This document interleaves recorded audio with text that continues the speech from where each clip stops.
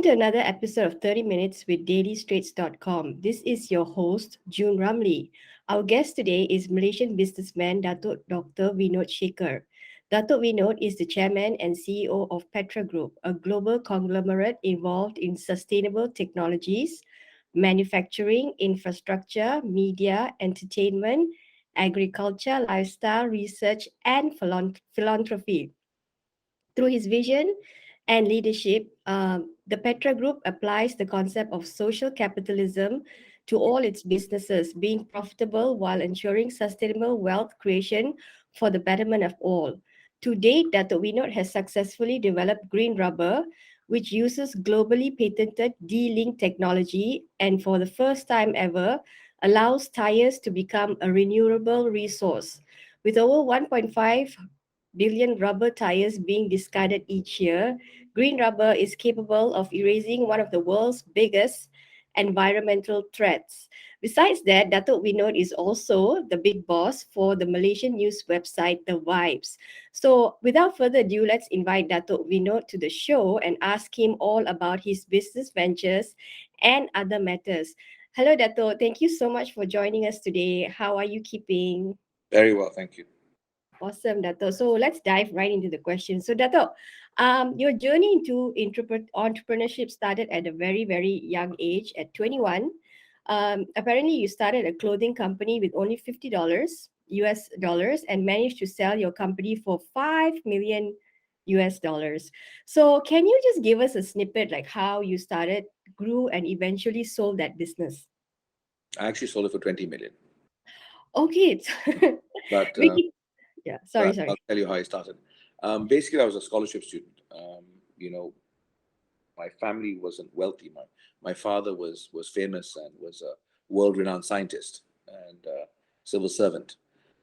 So for me to go to university overseas or boarding school overseas, I had to get a scholarship. So I was a scholarship student there, and and I also, I was a bit of a character. I like to have fun. I want to have my drink. I want to go to the bars, and I want to have fun. You can't really do that on a scholarship. You have your school fees paid for. You have um, your room paid for, and your food, your room and board, and that's it. So I had to find a way of earning some extra cash while I was in college. Um, as a foreign student, the only thing I was allowed to work in officially was either in the college cafeteria or the college library, all for a very low sum, certain hours, which I wouldn't have even paid for 2 beers, I think, 3 beers.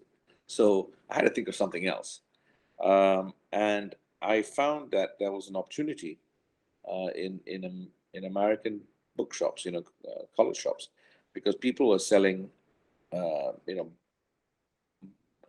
uh, T-shirts and mugs with college crests on it, pencils, pens, everything college crests on it.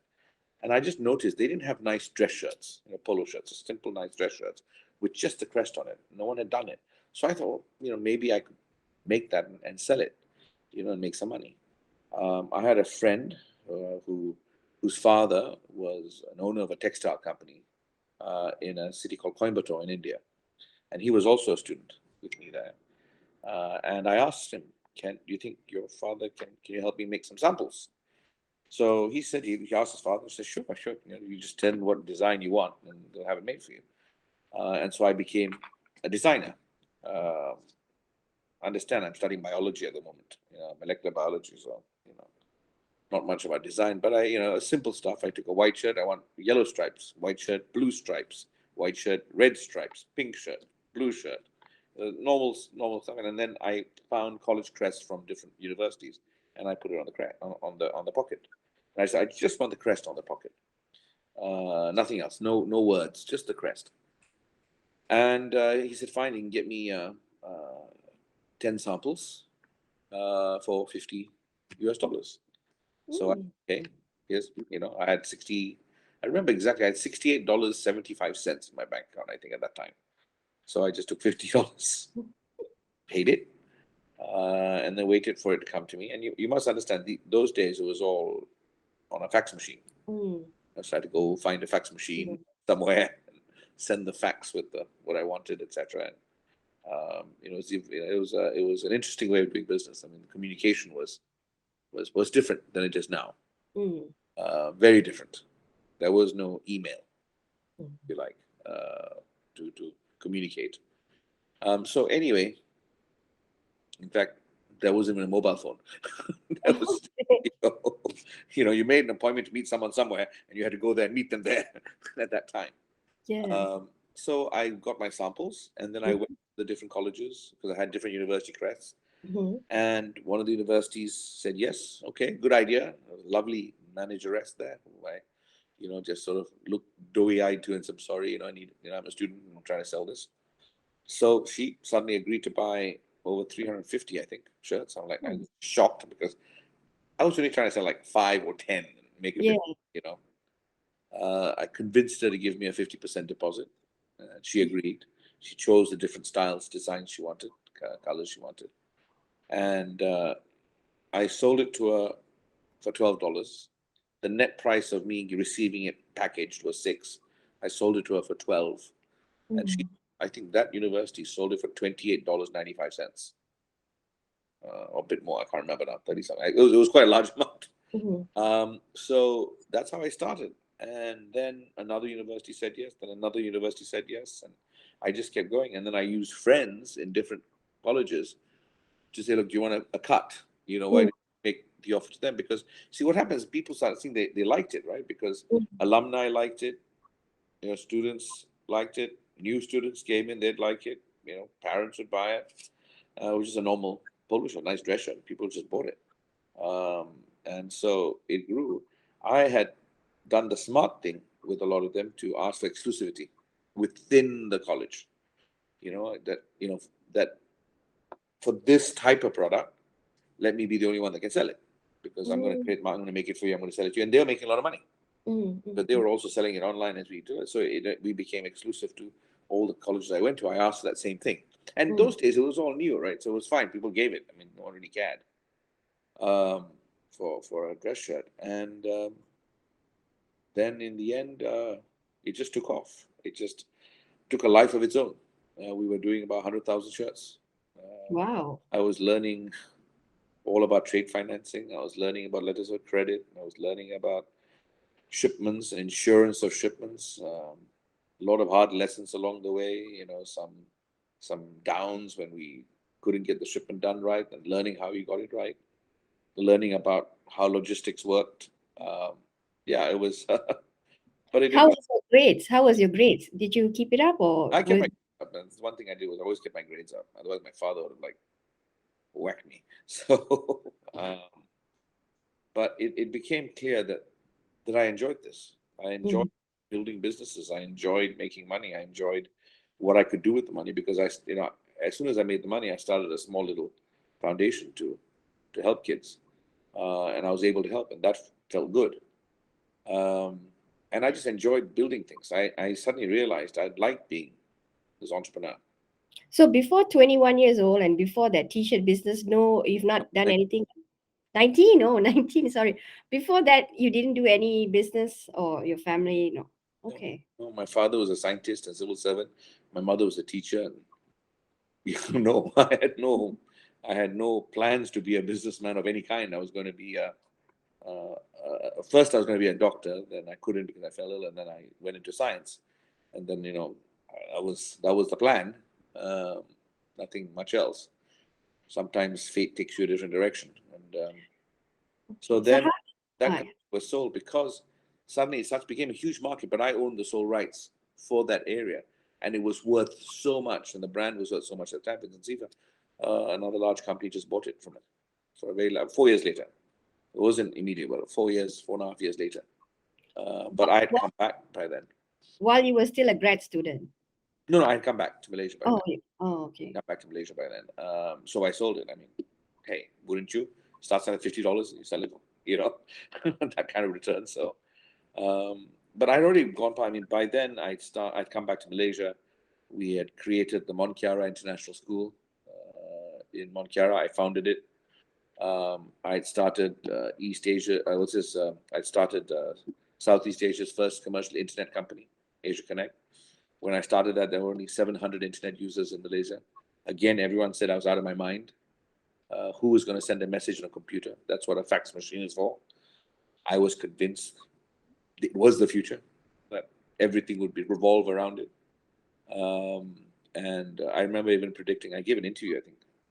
I remember it was the Far East Economic Review, one of the magazines, and I said, you'll be doing everything on a little hand device soon, and everything, our life will revolve around the internet. And I was convinced of it. So I set it up and made a lot of money from that, because, internet became what internet became. Yeah. Then I did a lot of other businesses. I created a small circular abrasive discs, the smallest optic engine for projection technologies. I focus on technologies, evolving technologies, new technologies. I went into film and entertainment. We funded the Tarzan TV series in a joint venture with Disney MGM. We're the first Southeast Asian company to do so. And we did a lot of things that no one else had done, that no one else had tried to do. Some things were stupid. I tried to go into a sports car company. I made it work, but we had awful partners. Real rogues. And with lessons you learn as you go along. But I was, I think, the first Southeast Asian to own an F2000 team, F3 team, F1 team. I was 23 or 24 when I owned it. Long before what everyone else does now. It was fun. Didn't make me money, but you learn lessons from all these things. Spend a lot of money, but so expensive lessons, so you need to learn it. But that's how I started out. Awesome, Dato. So that's actually a good intro to my next question. So you ventured into many businesses. I was wondering, how do you take due diligence on each business before you venture into? Do you do business plans or? Two parts. I first have to like the business, Mm. and it has to play a role in what I believe in. I'm a social capitalist. Mm. That means I believe that you must make money, but how you make money matters. And true capitalism is about sustainable wealth creation. So you have to create and make it sustainable, which means you have to lift people out of poverty. Okay. Because you must create a strong middle class. Only with a strong middle class does your business thrive, does a community thrive. If a community thrives and a community is healthy and vibrant, I make more money. So it's very simple. It's a selfish thing. I want your money, but I need you to have it before I can take it from you. Right? So I have to play a role in pushing people out of poverty. So I have a market. I think all businessmen have to do that. It's about survival. If you don't, you cannibalize your own market. You don't make it sustainable. It all will implode and everything collapses. So businessmen now have a role to play in societal development. Right? We have to, because that's what sustains us. Society sustains us. We make money out of society. Our businesses thrive within a society, within a community. So how can we not play a role in making sure the community is healthy? How can we not play a role in solving problems within society? We have to. After all, we're smart enough to solve problems within our company. If we can solve problems within companies which are far more complex sometimes, why can't we do the same in helping? I give you a simple example. It's like I find, businessmen to me are the smartest men in the room, right? And in the room, we do amazing things with companies. We resurrect them. If they're falling, we rebuild them. We do great marketing. We do all sorts of things with businesses that are very innovative and new. It's like having a dying duck. We have the best accountants in the world that will fix the arteries and bones of the dying duck, pump new blood through. We have the best lawyers in the world. I'll check everything out and sign a certificate that says this formerly dying duck is now alive and well. And then we have the best communications people and PR people that will tell the world this formerly dying duck is not just alive and well, it's laying golden eggs. Now, if you could take a small percentage of that ingenuity that we use in business and use it to fix a societal problem, to find a solution for communities, imagine what's possible. Yeah. Right? So that's what I think, I believe we're about. So when I look at businesses, businesses that will have impact, but it must make money. It must be commercial. Because if it's not commercial, it won't have impact. It is not about asking people to sacrifice. I'm not a hypocrite. I have a private jet. I have a yacht. I have all the luxuries in life. I'm not going to change. I worked hard for my money. I want it. I like to live in comfort. It's not about wearing a hair shirt. It's not about being a hypocrite. It's about, if you're smart enough to have all this, surely you're smart enough to play a role in societal development. You've made money off society. Surely you have a responsibility now to help lift society. So take everyone with you on the ride. Right? So when we look at business, we look at how it impacts. How can we improve the impact? And that's decision one, that it must be something that fits that model for me. Second is the normal. You look at the business, you look at the cash flow, you look at the business plan, and you see whether it makes sense. But more importantly, I see whether we can make a difference, whether our abilities can enhance that business more further, whether we can structure it and take it forward. So yeah, we do our due diligence. It's like any normal due diligence, but we're less scared. We're a company that takes more chances than most. And because we invest in things that a lot of people wouldn't. Or a lot of people would say, let's see if it works first. We'll take that first leap. We'll take that first step and that challenge. That's why we do technologies that no one else has done before. That's why, we create value. It doesn't always work. It doesn't always work. And I have failed several times, fallen flat on my face. But luckily, my successes outweigh my failures, and then we go forward. Again, if you can learn the lessons from those failures, margin of error reduces. Yes, that's true. That's true. Successes increase and your failures reduce. You can't go anywhere and say, "Oh, I'm never going to fail." That's bullshit. Right? We will always trip. Right? And despite where I am now, I've made disastrous mistakes historically. I've not always been right, but I try to learn from them, move forward from there. Okay, Dato. So forgive me for asking this question. So if one Googles you out or even reads your Wikipedia page, they will probably read a string of unfavorable news about you. So I just wondered, has all this news ever impacted your ability at all to undertake any new businesses or even gain the trust of new business partners? Well, firstly, if you read, I don't read what's on things, but if you read, there's a whole bunch of good and there's a bunch of replicated bad, meaning, it's repeated. If someone is not smart enough to work out that it's actually crap, that the two can't be real, then this is obviously an attack, then they're probably not smart enough to do business with me. And I have no, I don't really care. Having said that, I unfortunately took a position that I'll stand up for what I think is right. I believe that Malaysia should be, our political system should be reformed. I believe we should fight corruption. I believe we should have a free press. I believe many things that perhaps previous governments did not believe. And in Malaysia, businessmen are not supposed to have political opinions. Right? Businessmen are supposed to be happy that the government will support them, make money, and carry on, and not get involved with societal issues or political issues. For me, I believe it's my responsibility because I have a voice. What's the point of having wealth and power and you do nothing with it? That makes now, again, the problem is when you do that, powers that be don't like it. How dare this person think he can, and so they come after you.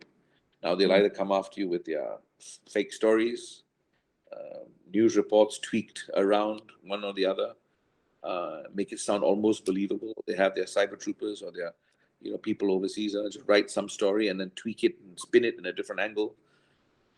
They do all sorts of things, and that's what you find, right? And okay, one of my mistakes, perhaps my team tell me, is I don't respond because I find it beneath me to respond to nonsense. Maybe I'm right, maybe I'm wrong, who knows? I mean, I will respond now if I'm asked, like you asked me, I'll respond. But some of the stories are so stupid, it's just nonsensical.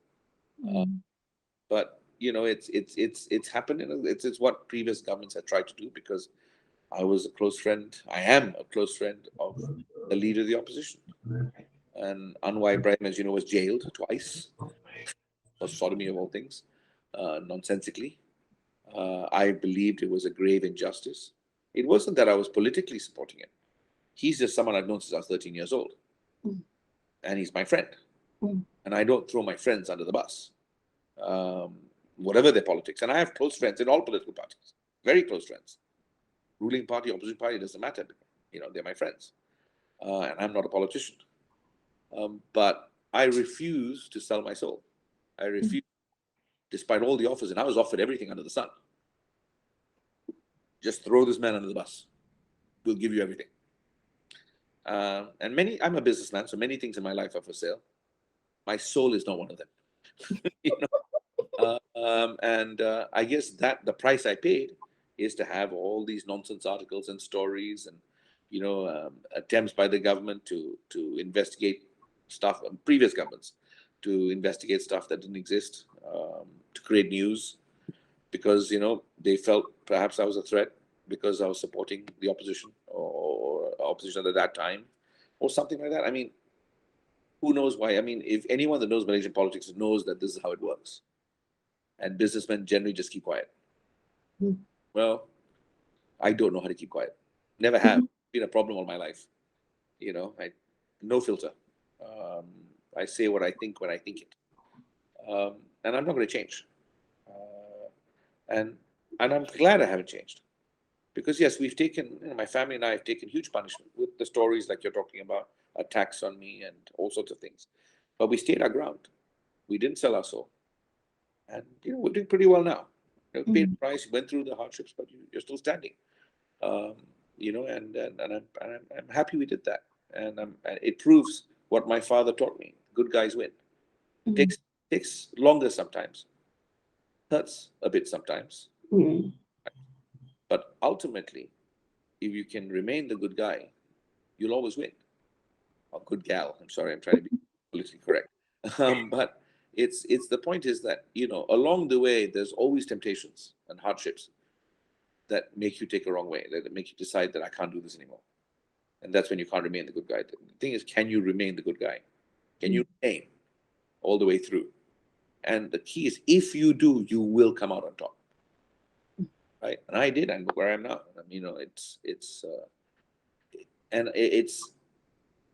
At that moment, it doesn't matter what people say, what nonsense you read. It's meaningless. So when you ask me, does it affect me? Of course it affects me. No one likes nonsense being written about you. You don't like your family members to read it. You don't like your friends to read it. But I have close enough friends now who look at it and just start laughing. Right? I mean, it'll be moronic stories, that makes no sense. How can he be doing all this and be this? It doesn't make sense. So I also take a position that if there are people that don't dig deeper to find out what's behind the story, then they're probably not worth even having as a partner, because they're not thorough enough. They're not looking at everything. It's also taught me that I don't, I decide for myself about a person. I don't, care what the internet says. I will do my due diligence on the individual. I think I'm smart enough. My team are smart enough to do it. And so it has had impact here and there, but nothing that's really stopped me from growing, doing what I do. Nothing's that prevented me from expanding our businesses. And you're talking to someone that's never taken a government contract in his life. I've never taken a government contract in my life. I've never taken a government grant in my life. I've never been funded by the government in my life. I don't have a loan from the government. I've never taken public funds. I've never even had a public company in Malaysia. So how do you deal with someone like me? You can understand the conundrum of those in power that might want to, you know. So the only thing they have left is to find little angles here and there to use. And then, they try to bribe you, right? They try to buy you out. Put enough pressure and then say, okay, now, hey, it's the world. Yeah, so yeah, I hope that answers the question anyway. Yes, Dato, very well answered. In 2008, you made headlines for being sued by Hollywood actor Bruce Willis, which was later resolved. So lately, the actor has come in play again for being unwell. He's very unwell right now. And I was just wondering, Dato, if you are still in contact or Let me just say, friends. Bruce Willis is a very good man. He is a friend. He remains a shareholder of one of my companies. Oh, Right? And at that time was a miscommunication. What people don't understand is the headlines made was because it was pushed in Malaysia. Right? Yes, his management sued but they sued everybody. They sued a lot. They were trying to get funds back in. They sued for investment back, right? To the company, not me. They didn't sue me for anything. They sued the company. But as I said, the news likes to tweak things, right? Sue me. I didn't know what it was about, right? Until it came on the press, I didn't even know about it. When I talked to him the next morning, the next day, 24 hours later, he immediately sent out a press statement to say that it's miscommunication. The suit has been vacated, it has been removed, and he has complete confidence in the company and continues to support the management. End of story. But you see, that one gets page 48. The one in the first day, the exciting story gets page 1. But the fact that, I'm sorry, that was all a mistake. That's not it. Everything is fine, and carry on. Gets page 48, or this disappears in the ether. But I hope that answers the question for you. That's yeah. So he's still a shareholder till yes, today? yes. Oh, can I ask what company? Which company? Or is that PNC? No, Green Rubber. Oh, Green Rubber. Awesome. So, Dato, so for many years, A very, very good man, though, and it's very sad what's happened because there are very few people like him. He's very, he says things as they are, and he's honest, and he's just a great guy. So it's very sad what's happening now. so you're friends with him, you're still WhatsApping with him, I don't and WhatsApp everyone, but I would say he's still a friend, and he's still someone I do care about. He's a good man. awesome. Okay. That's good. For many years, Dato, you have been off the radar, but recently you've made a comeback in a huge way, and now you've launched the Vibes. And have some of the country's top journalists working for you. Like some of them are my ex bosses. So tell us, Dato, what was the need for you to launch a new website? Okay, one of my pet gripes in Malaysia was, why can't I just get the news? Why can't somebody just tell me what's happening instead of giving me an angle skewered? I'm smart enough. I can decide whether the government is wrong or the opposition is wrong. I can decide whether a policy is right or wrong. Just tell me what it is. Tell me what's going on.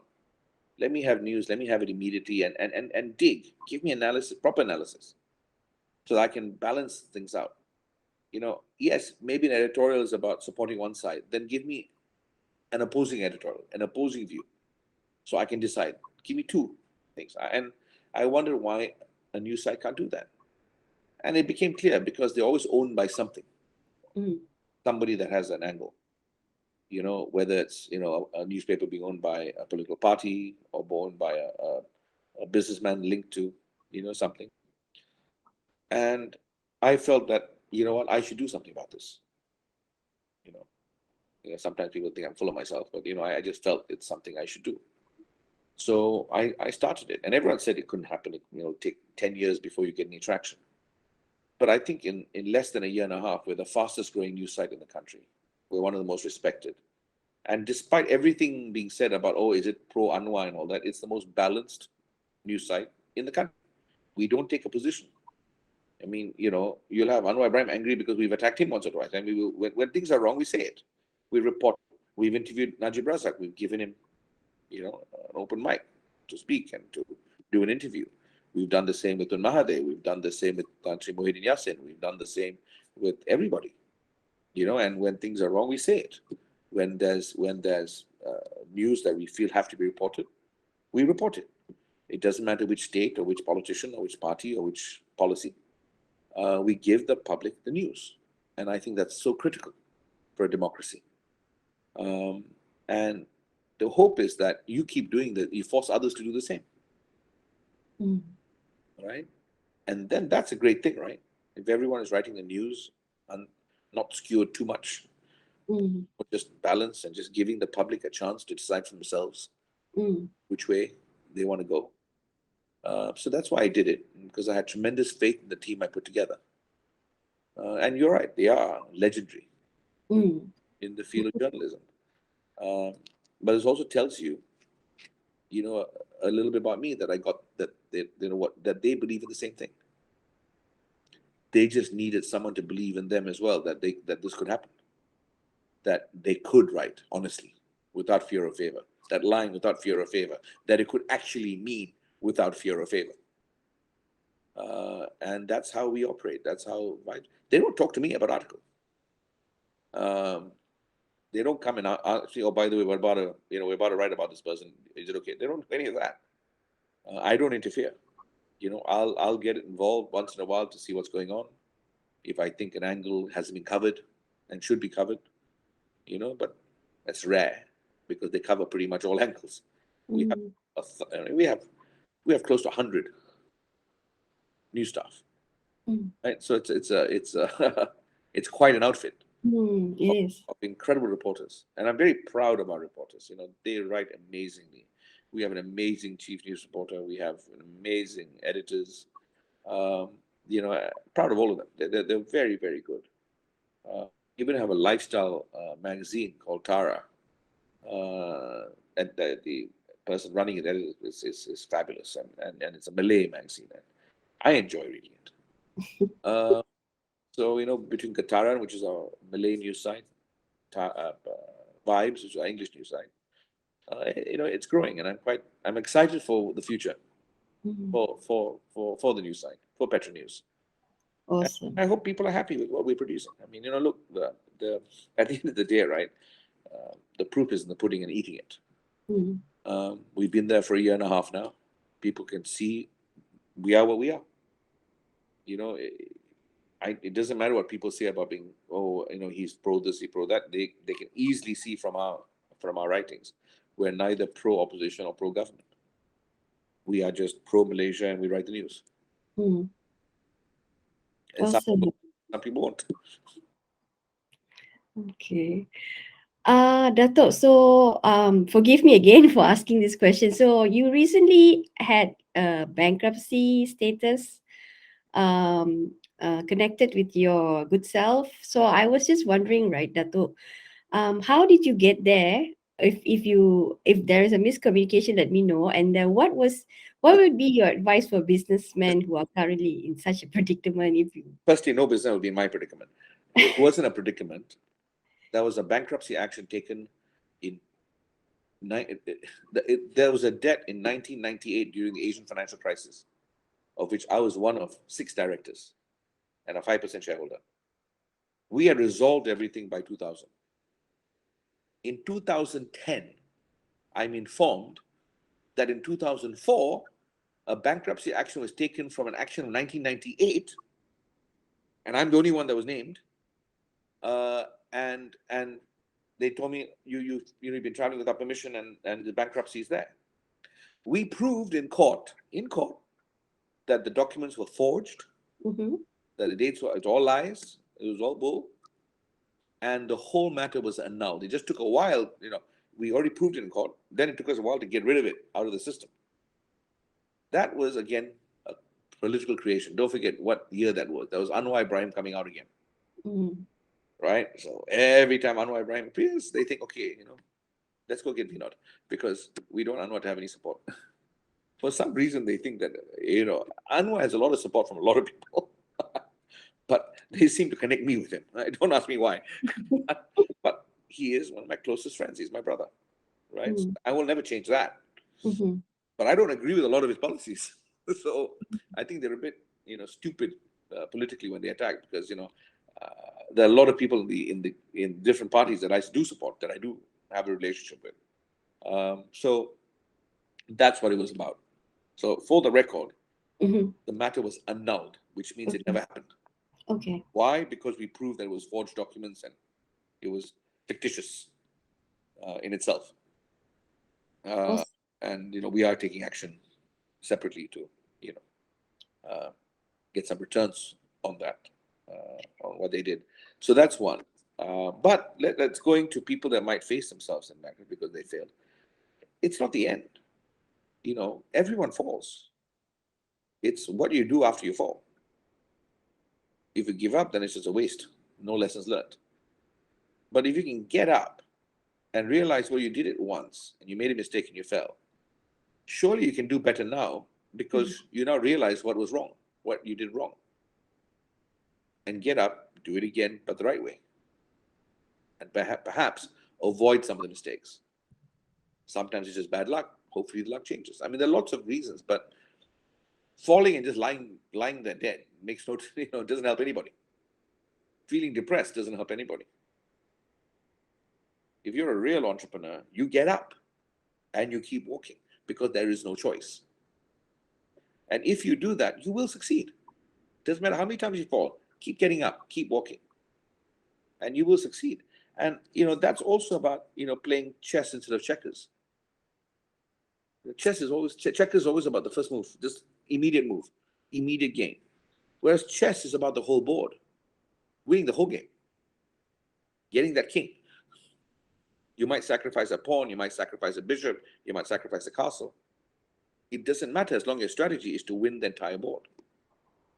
Right? So I think people have to look at things with a wider perspective. And those that are judging should look to themselves. What have they achieved in their life? Of. And if that person that failed tried, Mm. but trying again, I have more, faith in that person, Mm. and more pride in that person than that person who's judging that person who's not done anything in their lives, Mm. who's not attempted anything, but they're happy to go and, say little things about others. So to entrepreneurs that fall, you get up. To anybody that fails at things, get up. I failed, many times. Many times. I keep getting up, keep going forward. And guess what? I have a super yacht and a plane. Right? How much more blunt can I be about, eventually you'll get there. Right? So, here's someone that has fallen many times and has had to get up, and has had to fight different battles. But you will get there, and then as long as you keep moving forward, learning your lessons, and moving forward. Awesome, Dato'.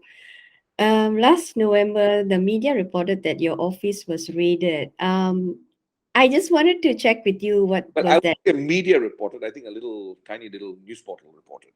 But that's a different matter, because that's action being taken separately. Number one, we were not raided. I was not here. Mm, yes. There was a visit to request information about one company. That information was provided. That's all I know. That's it. Okay. That's the totality of what happened. Of course, the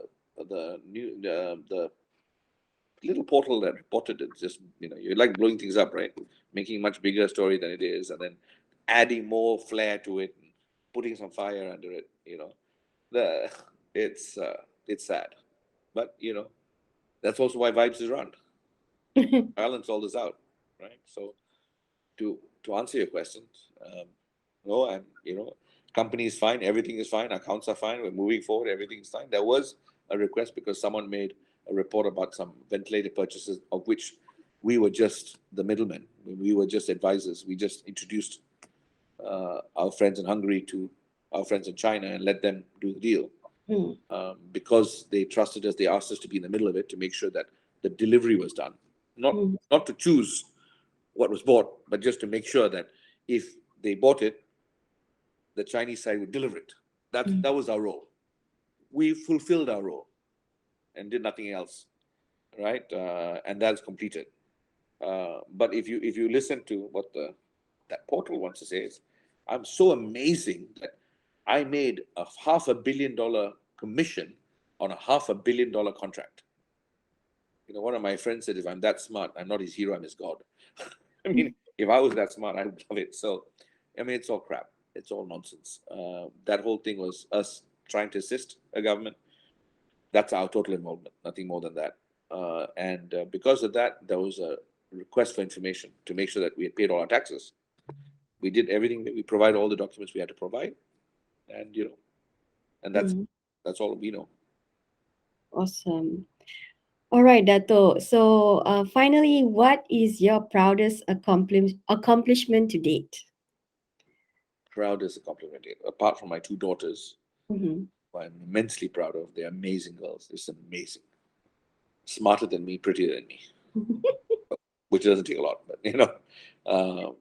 they're just simply amazing. But apart from that, I believe, I think it's trying to get close to living up to the kind of standards and beliefs my father had, to actually make a difference in people's lives. During the pandemic, we have fed millions. Uh, we donated a mobile hospital. We got involved in people's lives. We tried to save companies that were dying, just by helping, and we managed it a few times. Um, I'm proud that my team and I look at business and life that way. Not about just taking, Mm. but about being involved and growing together. You know, um, I'm proud of the fact that if you look at the executives in my office and my company, they all operate that way as well. That they themselves will tell people how they do business and what they want to do business on. And that I'm proud of. That I've got more people to believe in what I believe in. That if you're smart enough to make money, you're smart enough to do so well, then you're smart enough to make a difference in people's lives. You're smart enough to fix societal issues, and you should be involved Mm. in society. You should be involved in the community that you take so much from. You should make sure that they also thrive, Mm. so that that symbiotic relationship continues. Um, so I am proud that that's the direction we're going in, and that I've got everyone moving in that direction. The the key to any successful business, a successful CEO, is to know your weaknesses, know the holes around you, and be able to bring people that can cover it. And I'm proud of the fact that I've surrounded myself with the smartest people I know for different areas, much smarter than me in different areas. You know, I know I have the vision and the big picture, but how do you deliver on it? We've got Mm. brilliant experts in, Mm. and whether it's vibes like you see with Mm. the kind of people I've got, or any of my companies. You got to surround yourself with people that you consider smarter than you, and put your ego aside and listen, because you're the biggest winner, biggest loser at any time. You need to listen. You still decide, Mm. but you need to listen, and you need to have people that are willing to tell you what they think. Doesn't matter if you think they're wrong, but they must be willing to tell you what they think, not tell you what you want to hear. Mm. And I'm proud of the fact that that's the kind of organization I built, that can grow long after me. Awesome, Dato. And all right, that's all the time that we have for today. We have just been speaking to Datuk Vinod Sekhar, the chairman of PETRA Group. Thank you, Datuk, for joining us today. You're welcome. Thank you very much for having me. Thank you, Dato. The pleasure is all ours. Be sure to join us next time as we aim to interview another interesting entrepreneur from across the globe. Thank you.